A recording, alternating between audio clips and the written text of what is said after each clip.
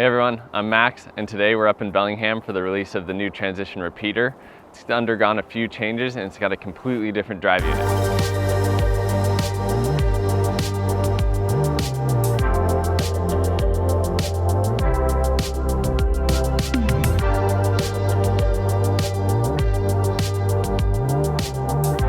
We just spent the last 2 days riding the repeater. I'm up here in Bellingham, sitting here with Lars, and he's going to run us through the changes from the Gen 1 repeater onto the Gen 2. Awesome. Hey, I'm Lars from Transition Bikes, and I work with our product and marketing teams for product and marketing related things. Yeah, it's been a super fun couple days here and showing this crew around some of our favorite trails to ride these bikes on, and it's been really neat seeing their responses. So with the repeater powertrain, it's effectively another repeater, and there aren't, as far as the bike is concerned, there's not a whole lot of differences or changes. Chainstay length is the same, bottom bracket height is 5 millimeters higher, head tube angle is a 63.5, where the V1, or the Shimano repeater was a 64. And the travel has been bumped up to 170 mil travel front and rear. Yeah, sweet.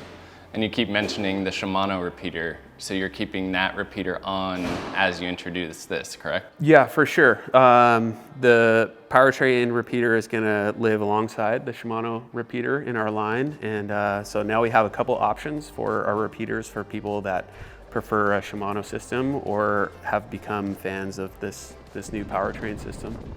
The 10 mil travel increase, where did that come about and why did you guys decide to go that route? It's a funny thing developing bikes, you know, like when you put something out the first time, you want to, you know, you think that it's perfect, you know, and you can, the process of developing and evolving product, you can always make changes, you know, and so with this bike, we opted to go with a little bit more travel.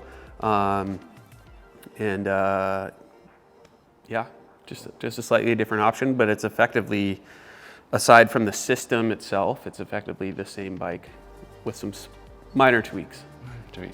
Yeah, it seems like a tighter package overall. I rode the first gen repeater and was pretty comfortable on it right away, and like same thing for this one, it just seems to be a little more refined. Yeah, I think I've always been a fan of like super tidy cable routing on my bikes. Like I usually run them shorter than they should be because I don't like a lot of cable hanging out on the front end of my bike. And one of my favorite things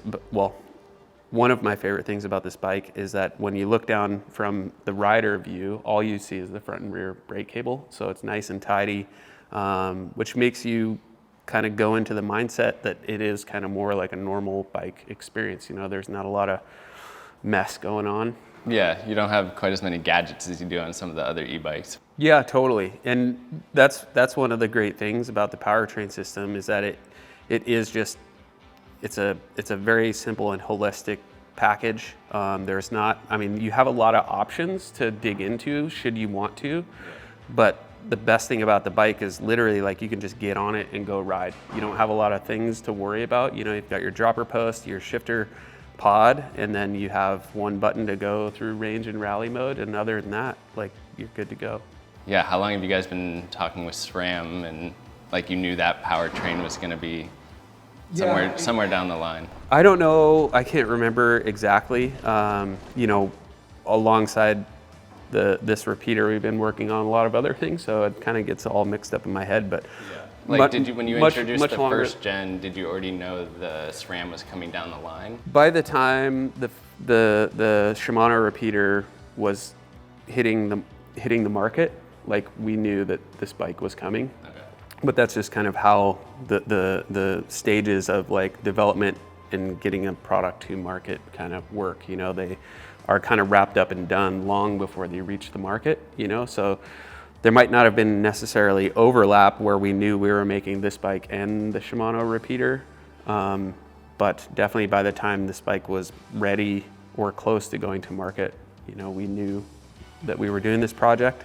And it's been a really awesome experience, a super fun project to be working with SRAM and to be selected as one of the partners to partner with SRAM on this project and be so involved in the project from the very beginning, and working with them super closely throughout the development stages of the powertrain system to kind of work together to make sure that the package is kind of what we all want. Yeah, sweet. And yeah, I guess your personal involvement in the project, like, were you using other riders or you had like main input? Like, how did that all work? It's mainly been contained within these walls. SRAM has been working with Yannick Pontal, who was the 2022, at that time, the EWSE overall winner. And he's years prior or a year prior, sometime prior, he has been testing the system and riding the system on kind of a different bike. So in 2022, he was using the system and they were using his feedback in development of the product. And going into 2023, some of the partners had bikes that were ready to be ridden by that point, like early production samples. And so he rode all of them and ended up riding the repeater.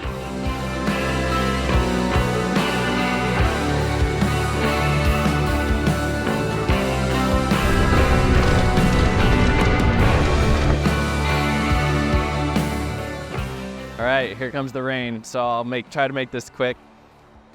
Up here in Bellingham, we just rode the last 2 days with transition on the Gen 2 repeater. The first day we did about 24.5 miles of 4,500 feet of elevation gain. Rode the whole time in rally, which is one of the 2 modes offered on the new SRAM drive unit. You have range and rally. And in rally on that first day, when we rolled back to the HQ here, I had about 17% battery. I thought that was fairly decent range, being in a high power mode on the length ride with the elevation gain that we did. This is similar to repeater to the first gen. And even with the changes that have been made to improve the repeater PT's descending performance, it remains a comfortable and efficient climber that allows you to make good use of the SRAM Powertrain drive unit. Compared with the previous generation, transition has unlocked more confidence and control on the descents, but the repeater was still agile and playful enough to be fun on mellower terrain.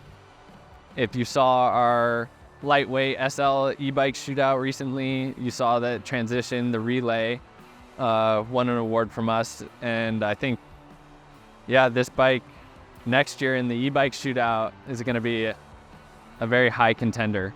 I hope you guys enjoyed this video. Make sure to leave a comment below if you have any questions, and we'll catch you out on the trails.